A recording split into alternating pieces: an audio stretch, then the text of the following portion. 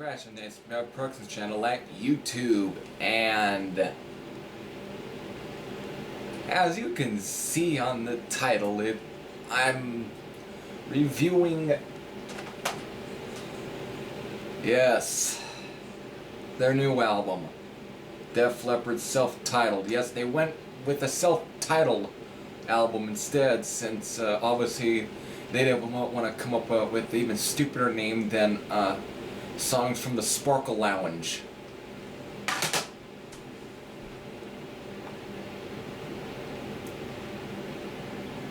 As it is, it's kind of hard to even like Def Leppard in 2015, because ever since Hysteria, they've released some shit. They've released some shit that was just not even really releasable. Not even listenable. I tried to give Slang a listen, and that was a fucking horrible listen in my opinion. That was bad. So, how can I even start? Songs from the Sparkle Lounge was definitely a bit of a crappy album anyway. Especially with the title such as that. What the fuck were they thinking when they came up with that title? What the fuck is a Sparkle Lounge in the first place?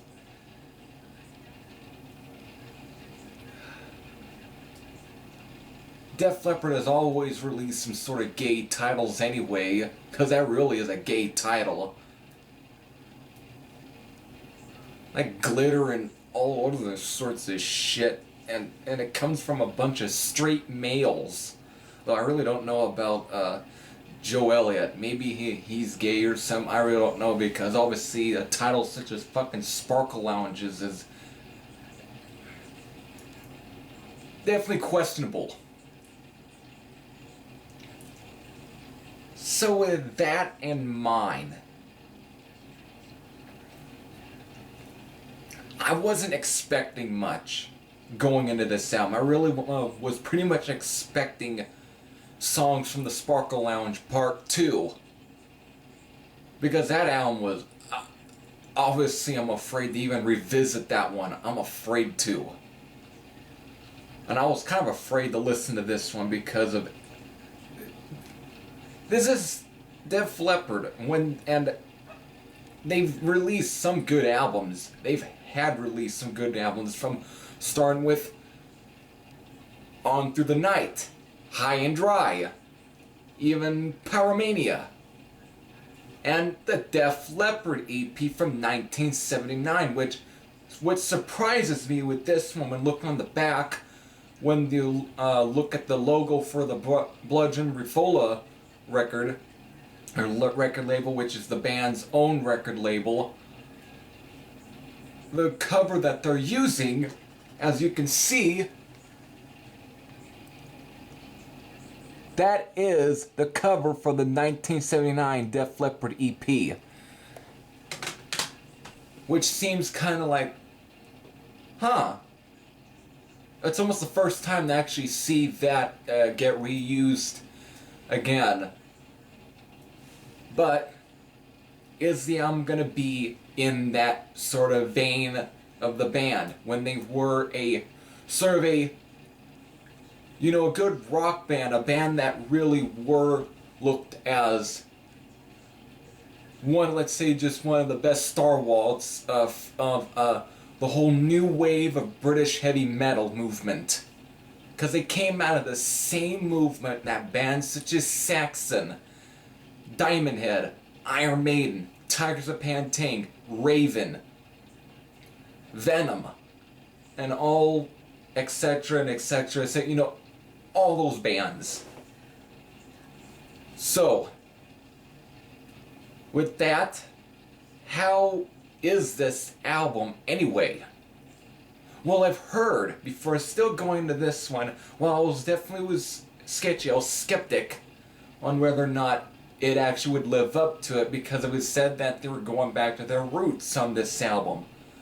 So, okay, then I read some reviews saying that it's another pop rock album or whatever. I'm like, ouch.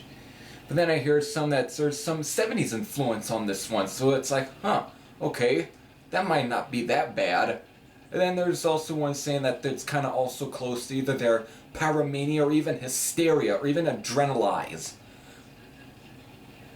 Oh boy. Not Adrenalize. Not even Hysteria, but fucking oh god. That's another album that has a really gay title. A song title. Make Love Like a Man? What the fuck comes up with these titles again? It's just stupid, but I don't think it's as gay as songs from the Sparkle line. What the Anyways, going into this, I was a little skeptic. But then I even look at the song titles. Song titles such as Energized. Oh, we're gonna get to that track a little later in this review. We're gonna get there. Then there's like Let's Go and Dangerous and Sea of Love and all sorts. Just looking at some of these titles. Huh. Maybe this might not be that bad. Oh wait, there's a song title here called Man Enough. Okay, a little sketchy there. Oh, we're gonna get there definitely.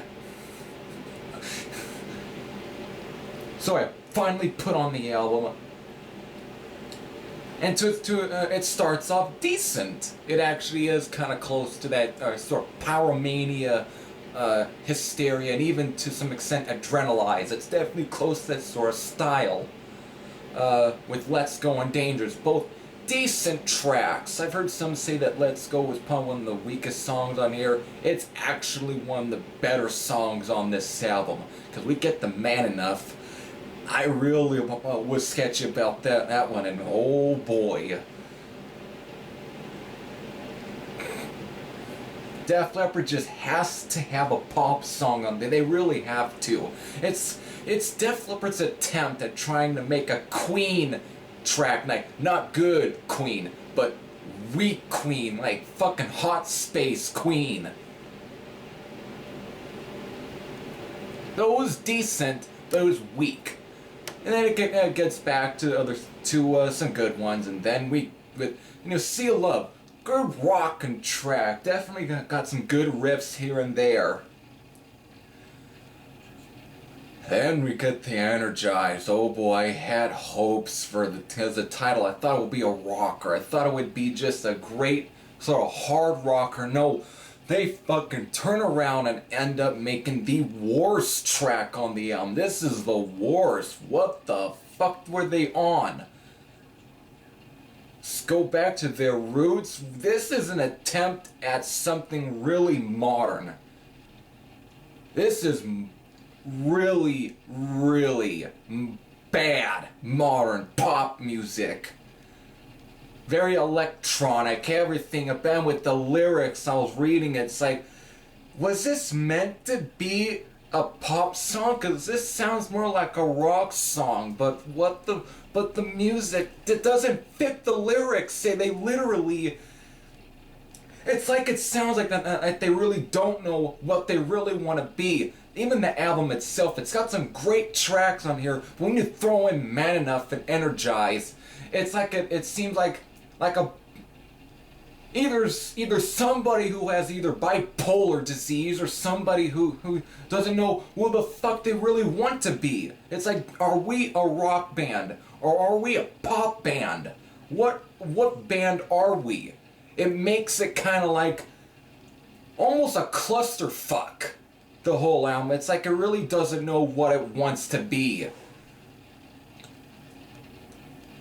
To me, while Man Enough was a weak track, Energized just ends up, because I thought Man Enough was going to be the worst song, but Energized comes on and it ends up taking the cake for one of the worst songs. Fucking horrible. That is easily more skippable than Man Enough. However, I'd rather just skip both songs, and with the, like again, if those two tracks were taken off, this sound would be more solid, because again, after Energized, it goes back to being at least a decent album.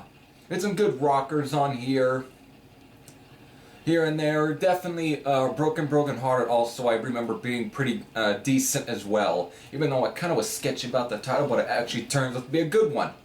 And even the track after Energized, which is All Time High. At first I thought this was going to be another weak song, but the riff comes along and it's like, okay, this is actually more energized than the song Energized. If they put this riff to the lyrics of the song Energized, it would fit. But no. They literally just, god damn.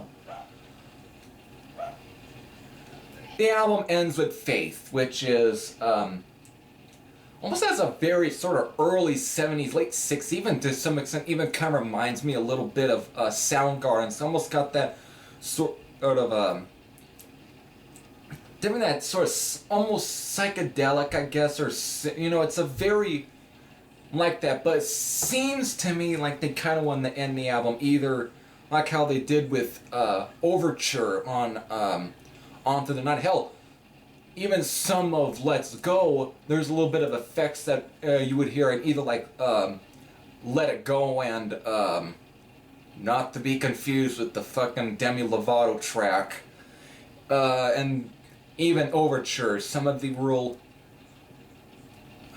you know, there's definitely there's like some bits of it that kind of harkens back. Even I remember there's a track on here, I can't remember what title it is. Maybe it was Broken Hearted. One of these has a bit of a high and dry feel to it as well.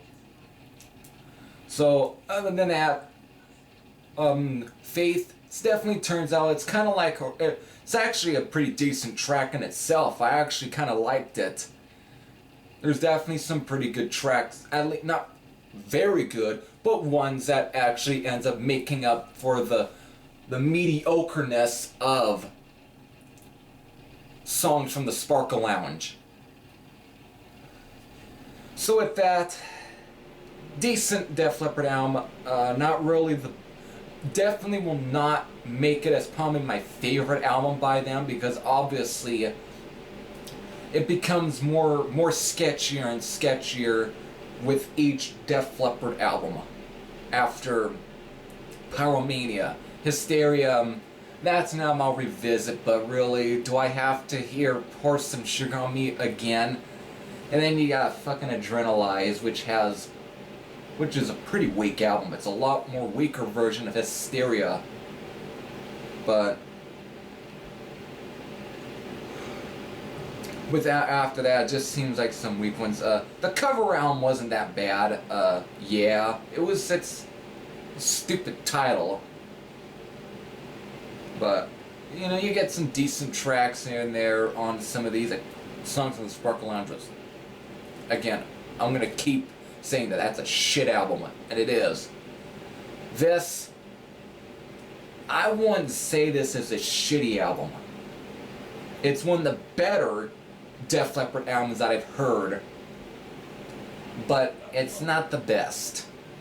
Because again, it ends up suffering from two tracks on the album. That's fucking Man Enough and Energized, especially Energized. I'm gonna keep shitting on that song every time I bring up Def Leppard's name again and again and again, because it is pretty damn bad. They could have just left that track off and it wouldn't hurt the album. It wouldn't hurt it. Still, decent album, just with two flaws. And that ends this review. This is Heavy Thrasher saying, I am out. And I will probably give this album another listen, but I will skip those two tracks later.